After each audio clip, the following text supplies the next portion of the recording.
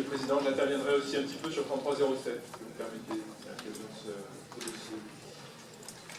Monsieur le Président, mes chers collègues, il y a des sujets qui ne passionnent pas les foules et qui passeraient presque pour secondaires si les collectivités locales n'avaient pas la main dessus. Il y a des sujets qui, lorsqu'on tire la ficelle, nous emmènent bien plus loin que notre propre environnement quotidien. Il y a des sujets, enfin, qui feront partie, à n'en pas douter, des enjeux majeurs pour les hommes jusqu'à la fin de ce siècle. La gestion des déchets sera pour l'humanité bien plus qu'un sujet parmi d'autres dans les prochaines années. Ce sera le sujet par lequel le boomerang de nos modes de vie reviendra un jour ou l'autre.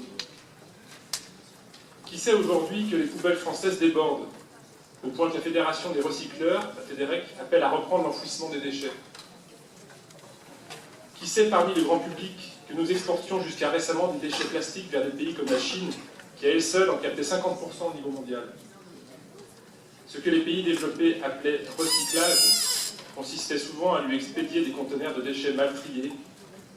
Seulement voilà, en mars 2018, la Chine a interdit l'importation de 24 types de déchets, et 16 types supplémentaires ont été bannis fin 2018, et 16 autres le seront fin 2019.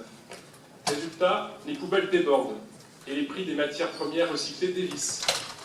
C'est exactement ce qui s'est passé sur le marché des papiers cartons issus de nos centres de tri, aboutissant à l'activation de la clause de sauvegarde par la société EPR dans le cadre d'un contrat signé, pourtant peu de temps avant avec la métropole à la fin de 2017. Mes chers collègues, cette situation n'est rien à côté de ce qui nous attend dans les prochaines années. De nouveaux types de déchets viendront polluer la planète très rapidement, et nous devons localement nous y préparer dès maintenant. Je veux parler des déchets engendrés par les évolutions de l'électronique, au sens large, secteur qui consomme aujourd'hui beaucoup d'acier et de métaux rares.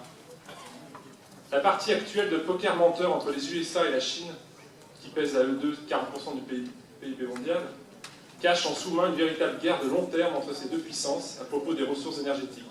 Le pétrole et le commerce pour les USA, les métaux rares et les technologies pour la Chine. L'Europe est absente des débats, car il n'y a ni pétrole, ou très peu, et a sous-traité la production des métaux rares à des pays peu scrupuleux sur leurs conditions d'extraction, mais dont on sait qu'elles sont extrêmement polluantes. L'Europe a en quelque sorte exporté sa pollution.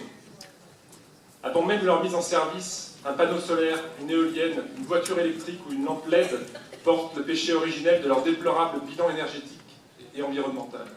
C'est bien le coût écologique de l'ensemble du cycle de vie des green tech qu'il nous faut mesurer. N'y a-t-il pas une ironie tragique à ce que la pollution qui ne serait plus émise dans les agglomérations grâce aux voitures électriques soit simplement déplacée dans les zones minières?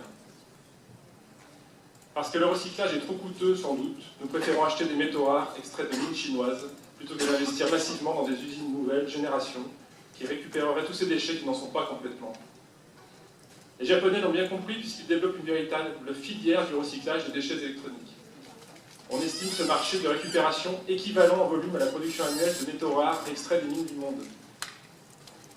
Nous sommes face à de nombreux enjeux liés à la gestion des déchets, à commencer par la qualité du tri. La proposition de la métropole d'étendre les consignes de tri est vertueuse.